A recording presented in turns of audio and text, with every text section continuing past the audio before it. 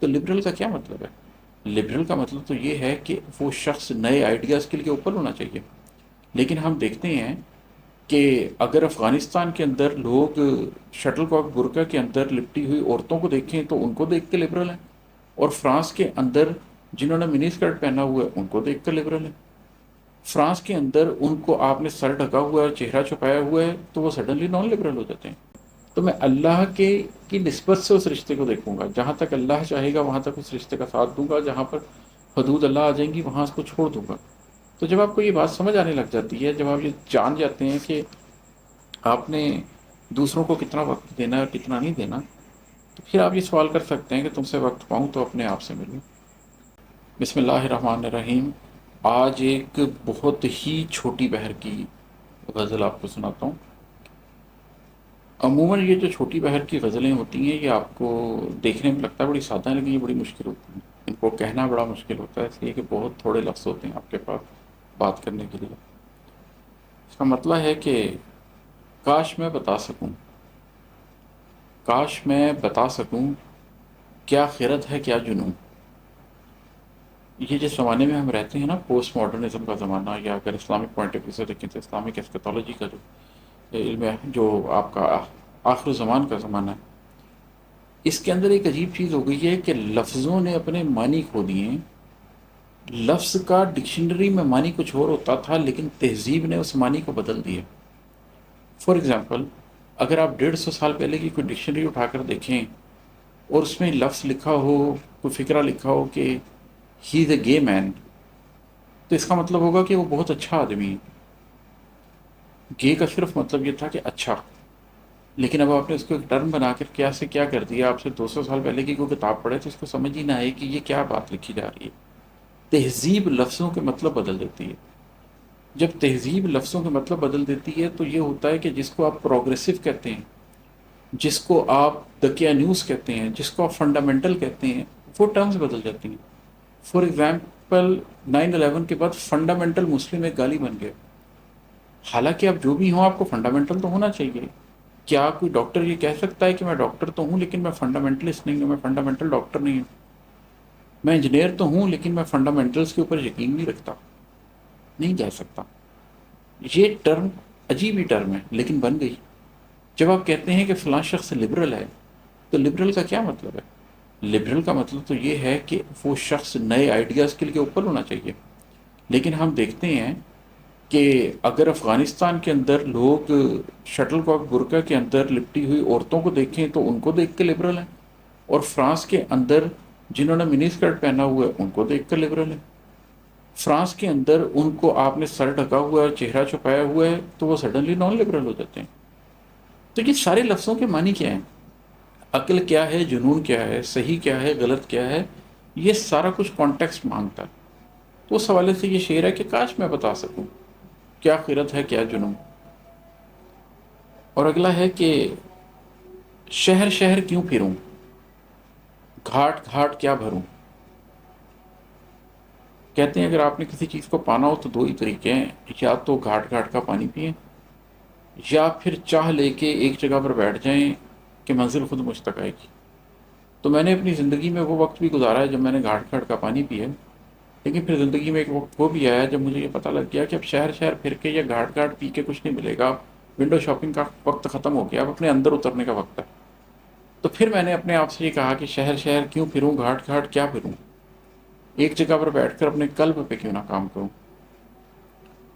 اور ہے کہ تو بتا کسے کہوں آج میں اداس ہوں. ایک زمانہ تھا کہ زندگی ایسی تھی کہ جب کوئی اداسی ہوتی تھی، جب کوئی پریشانی ہوتی تھی تو آدمی سوچتا تھا کہ کس سے بات کروں. کسی شخص کے حوالے سے اداسی ہوتی تھی، کسی واقعے کے حوالے سے اداسی ہوتی تھی. لیکن اب تو زندگی ایسی ہو گئی ہے کہ میں اپنے آپ سے پوچھتا ہوں کہ کس سے کہوں اگر آج میں اداس ہوں. اس لیے کہ میری خوشی، میری طمانینت، میری اداسی، یہ سب تو میرے اندر سے نکلتی ہے. یہاں پر میرے قلب کے اندر سے ہی نور پھوٹتا ہے، میرے قلب کے اندر سے ہی پیسمزم آتا ہے، میرے قلب کے اندر سے ہی آپٹمزم آتا ہے. تو اب تو اداسی کا جو بھی جواب ہے وہ اپنی ذات کے اندر ہی ہے.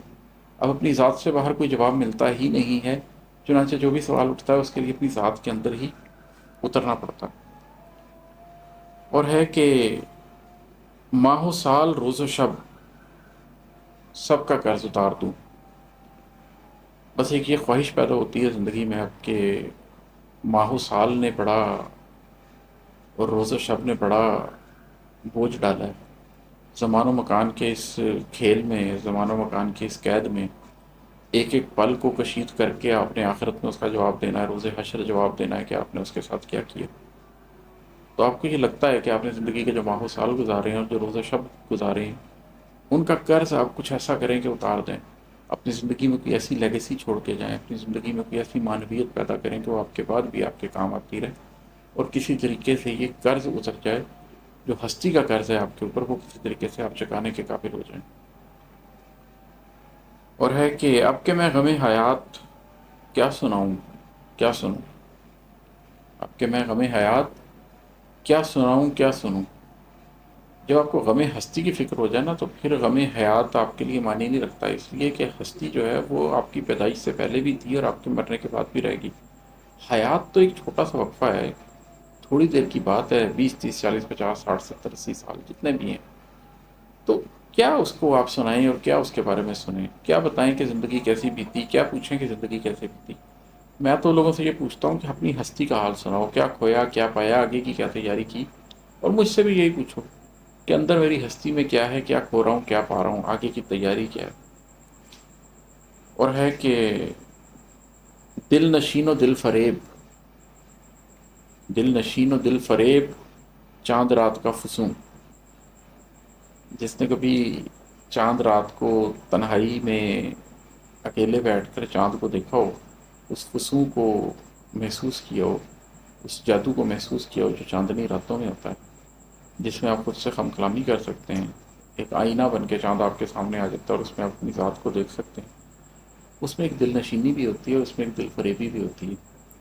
بہت سے لوگ اس میں دل فریبی کا شکار ہو جاتے ہیں، بہت سے لوگ اس کے دل نشینی حاصل کر لیتے ہیں۔ یہ آپ کے پرسپیکٹو پر، آپ کے کانٹیکس پر میٹر کرتا ہے۔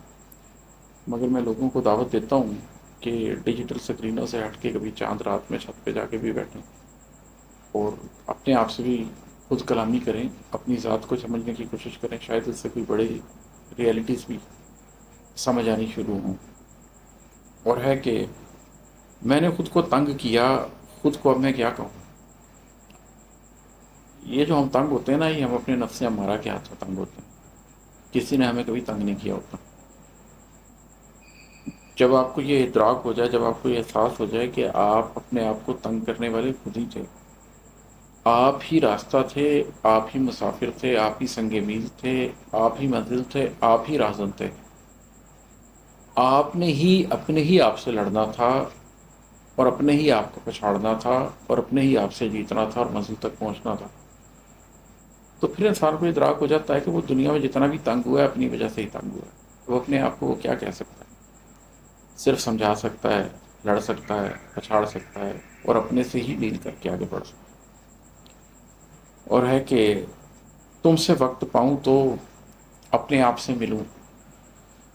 یہ ایک ریگریٹ ہے زندگی میں کہ زندگی میں کچھ مواقع پہ میں نے لوگوں کو بہت وقت دیا، وہ وقت جو شاید وہ لوگ ڈیزرو نہیں کرتے تھے، اس لیے کہ مجھے اب یہ سمجھ آ گئی ہے کہ دنیا میں جو رشتے بھی ہیں وہ بھی ایک امتحان ہی ہیں۔ آپ کو رشتوں کو اس تناظر سے دیکھنا چاہیے کہ یہ رشتے اللہ نے بنائے ہیں اور میں ان رشتوں کو اس طرح ہینڈل کروں گا کہ اللہ نے ان کی طرف صلہ رحمی کے جو میرے معاملات رکھے ہیں ان کو پورا کرنا۔ میرے والد نہیں ہیں، اللہ نے ان کو میرے والد بنائے۔ میرا بیٹا نہیں ہے، اللہ نے اسے میرا بیٹا بنایا۔ تو میں اللہ کے کی نسبت سے اس رشتے کو دیکھوں گا، جہاں تک اللہ چاہے گا وہاں تک اس رشتے کا ساتھ دوں گا، جہاں پر حدود اللہ آ جائیں گی وہاں اس کو چھوڑ دوں گا۔ تو جب آپ کو یہ بات سمجھ آنے لگ جاتی ہے، جب آپ یہ جان جاتے ہیں کہ آپ نے دوسروں کو کتنا وقت دینا ہے اور کتنا نہیں دینا، تو پھر آپ یہ سوال کر سکتے ہیں کہ تم سے وقت پاؤں تو اپنے آپ سے ملوں۔ کہ لوگوں سے وقت پا کر پھر اپنی ذات کو وقت دینا پڑتا ہے، اپنی ذات کی تشکیل کے اوپر وقت گزارنا پڑتا ہے۔ اور ہے کہ 4 دن بچے ہیں اب، سانس سانس کیا گنوں۔ 4 دن بچے ہیں اب، سانس سانس کیا گنوں، کہ زندگی میں اب سورج نصف النہار سے آگے گزر گیا ہے۔ اب 44 ایئرس کی ایج میں مجھے یہ احساس ہونے لگ گیا ہے کہ اب سانس سانس گننے کا وقت نہیں ہے۔ اب وقت یہ ہے کہ جو وقت بچ گیا ہے اس میں کچھ کر لو، اس میں کوئی نہ کوئی لیگیسی کریٹ کر لو، اس میں کوئی نہ کوئی ایسا کام کر لو کہ لے کے آگے جا سکو اب زندگی کی سانسیں گننے کا وقت نہیں ہے، وہ تو ہیں ہی گے، چند سانسیں ہیں، وہ تو پتہ نہیں کب ختم ہو جائیں گی۔ اب صرف تولنے کا وقت ہے کہ اس ایک گھڑی میں سے تم کشید کیا کر سکتے ہو، اس ایک پل میں سے، ایک لمحے میں سے تم کشید کیا کر سکتے ہو اپنی آخرت کے لیے۔ اور ہے کہ بات عقل کی کرو، دل کی بات کیا سنوں۔ جب آپ کو پتہ لگ جائے کہ دل تو نفس کی راہوں پہ لے کے جاتا ہے، اور یاد رہے میں یہاں قلب کی بات نہیں کر رہا، قلب تو نفس کو پچھاڑتا ہے، لیکن جو آپ کا دل ہے وہ تو نفس کی راہ پہ جاتا ہے، تو پھر آپ کہتے ہیں کہ عقل کی بات کرو۔ میں اپنے دل کی بات کیوں سنوں؟ جب مجھے ایک چیز کو شعوری ادراک ہو گیا، میں شعوری طور پر ایک حقیقت کو سمجھ چکا ہوں، تو اب مجھے شعوری طور پر اس کے آگے جھکنا ہے۔ میرے جیسا آدمی جو بڑا عقلی آدمی ہے، میں نے زندگی میں بہت فیصلے ایسے کیے ہیں کہ جذباتی طور پر میرے لیے بڑے تکلیف دہ فیصلے تھے، لیکن مجھے لگا کہ میں شعوری طور پر اس مقام پہ پہنچ چکا ہوں جہاں پر مجھے پتا ہے کہ صحیح کیا ہے اور غلط کیا ہے، تو میں نے اپنا سر جھکا دیا کہ ٹھیک ہے اللہ، جو تیرا حکم ہے اس کے اوپر عمل کیا جائے گا، مجھے پسند ہے یا ناپسند، یہ ریلیونٹ بات ہے۔ اللہ قرآن میں واضح طور پر یہ بات کرتے ہیں کہ کسی اہل ایمان کے لیے یہ جائز نہیں ہے کہ جب اللہ اور اس کے رسول صلی اللہ علیہ وسلم کو فیصلہ فرما دیں تو اس کے اوپر اپنی کوئی رائے رکھے۔ تو میری کوئی رائے نہیں ہے، میں اپنے دل سے رائے نہیں پوچھتا، جب کوئی حکم آ جائے تو اس کے اوپر عمل کرتا ہوں۔ اور آخری دو شعر ہیں کہ 20 سال کا ملال ایک غزل میں کیا لکھوں، 20 سال کا ملال ایک غزل میں کیا لکھوں، بوڑھے ہو گئے عماد دیکھ میں ہوں جو کا توں۔ زندگی کا جو سفر ہے جہاں پر میں نے اپنے آپ کو ایک نئے رستے پر ڈالا، تو میں نے 20 برس ہونے لگے، اس میں بڑے ملال پائے ہیں، بڑے غم پائے ہیں، بڑے دکھ پائے ہیں، بڑی تکلیفیں پائی ہیں۔ اب یہ غزل میں وہ سارا کیا لکھا جا سکتا ہے، بس کہیں تھوڑا بہت ذکر ہو جاتا ہے، کچھ بتا دیتے ہیں جن تکلیفوں سے گزرے ہیں، تفصیلی بات پھر کبھی زندگی میں ہوگی، شاید کوئی زندگی میں سوانح لکھی تو اس میں بات ہوگی۔ اور بوڑھے ہو گئے مات دیکھ میں ہوں جو کا توں، کہ جسم کو جب میں اپنے دیکھتا ہوں نا شیشے میں تو مجھے نظر آتا ہے کہ مات تم تو بوڑھے ہو گئے، لیکن جب اپنی ذات کو دیکھتا ہوں تو پتہ چلتا ہے کہ نہیں، جو میرے اندر ہستی ہے وہ ویسی ہی ہے، اس نے بڑھاپا نہیں پکڑا، وہ کبھی پکڑے گی بھی نہیں انشاءاللہ تعالی۔ تو وہ جو اندر کی ذات ہے جو بوڑھی نہیں ہوتی، جس میں وزڈم تو آتا ہے، جو وقت کے ساتھ میچور تو ہوتی ہے، لیکن جس کو عمر چھو کے نہیں گزرتی، وہ جو کی تو رہتی کہ مجھے اس میں دلچسپی ہو گئی ہے۔ وہ جو شیشے میں دیکھ کے سفید بال نظر آتے ہیں، اس میں دلچسپی ختم ہوتی جا رہی ہے۔ آج کے لیے اتنا ہی، بہت شکریہ، السلام علیکم۔